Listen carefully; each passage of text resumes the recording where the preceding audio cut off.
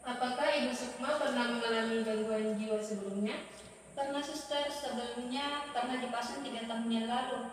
Sebelum itu, ponakan kami pernah kami bawa ke pusat rehabilitasi yang ada di Makassar. Apakah Ibu Sukma sembuh setelah mengalami rehabilitasi? Sepertinya rehabilitasinya kurang berhasil. Ponakan kami itu pernah mengejar seorang mahasiswa karena mengira mahasiswa itu mengejeknya, padahal saya melihat sendiri mahasiswa itu tidak mengatakan apa-apa. Apakah pasien pernah melakukan penolakan atau penganiayaan baik secara seksual ataupun kekerasan? Ponakan kami itu hanya mengejar mahasiswa yang dianggap mengejeknya. Oh, seperti itu ya, Bu. Apakah ada keluarga lain yang mengalami gangguan jiwa? Tidak ada, suster. Berarti Bu Sukma sudah dipasung cukup lama ya, Bu? Dan berarti tidak pernah mengikuti kegiatan sosial. Iya, suster. Sudah dipasung selama 3 tahun dan sudah selama itu dia tidak berjalan.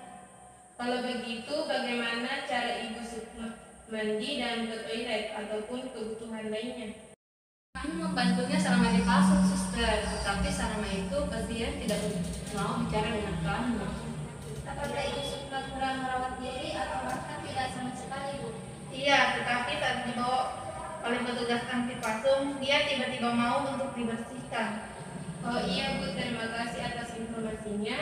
Teman kami akan berbincang-bincang dengan pasien untuk menggali informasi lebih lanjut. Assalamualaikum, selamat pagi Bu. Waalaikumsalam, selamat pagi, suster. Perkenalkan, nama saya Hasna dan teman saya Fitri. Saya mahasiswa Stikes Pandita Wisata Teluk Kumba yang akan dinas di ruangan ini selama 3 minggu. Hari ini saya dinas dari jam 7 sampai jam 2 siang yang akan merawat ibu selama di rumah sakit ini. Nama ibu siapa atau senang dipanggil siapa? Nama saya Sukma. Bagaimana perasaan ibu hari ini? Saya merasa biasa saja. Boleh tahu ibu sering merasa bosan atau seperti apa, Ibu? Iya, setiap hari memang membosankan. Oh, begitu ya, Bu. Jadi ibu sering merasa bosan. Apa selama ini di sini ibu masih suka menyendiri? Iya, karena saya merasa malu dan tidak pantas berada di sekitar orang-orang. Baiklah, Bu.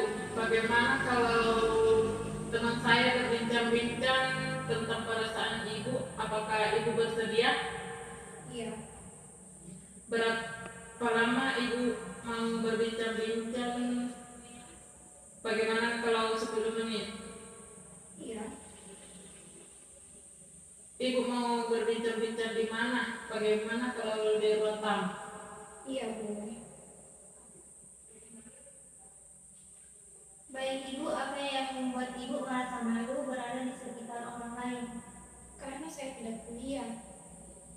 Saya mengerti apa yang Ibu rasakan, tapi menurut saya tidak kuliah bukanlah hal yang memalukan karena banyak orang yang tidak kuliah bahkan bisa lebih sukses dari yang kuliah. Apakah Ibu setuju dengan pendapat saya? Mungkin itu benar, tetapi saya sering mendengar orang lain menolak saya karena tidak kuliah, seperti orang yang ada di sana membicarakan saya. Kenapa Ibu beranggapan seperti itu?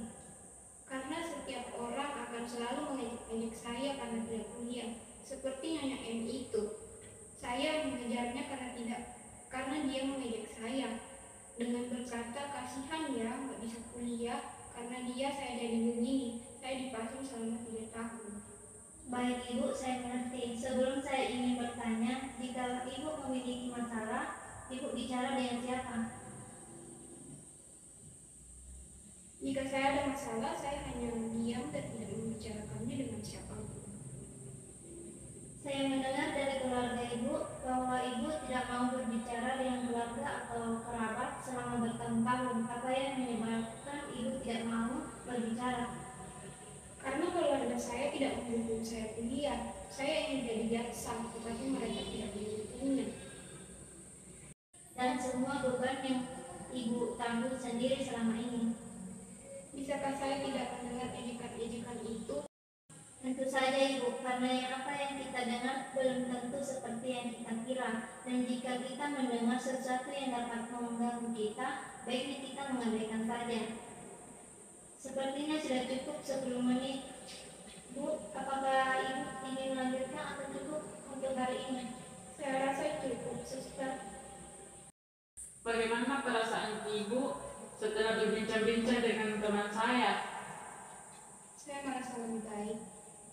Dari percakapan tadi, apa yang menurut Ibu menarik untuk dibahas?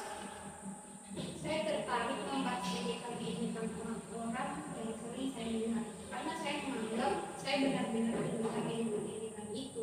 Tetapi setelah berbicara dengan suster, saya mulai meragukan suara-suara itu. Bagus sekali Bu, karena tidak ada yang dapat mengganggu kita jika mengabaikan semua suara yang dapat mengganggu. Baiklah Bu, bagaimana kalau besok kita berbincang-bincang tentang apa yang sering Ibu dengar dan dapat mengganggu Ibu? Baik, Suster. Ibu mau bincang-bincang di mana? Bagaimana kalau di sini saja? Jadi saya akan datang lagi besok untuk berbincang-bincang dengan Ibu pada jam 11 pagi. Saya permisi dulu Bu. Assalamualaikum.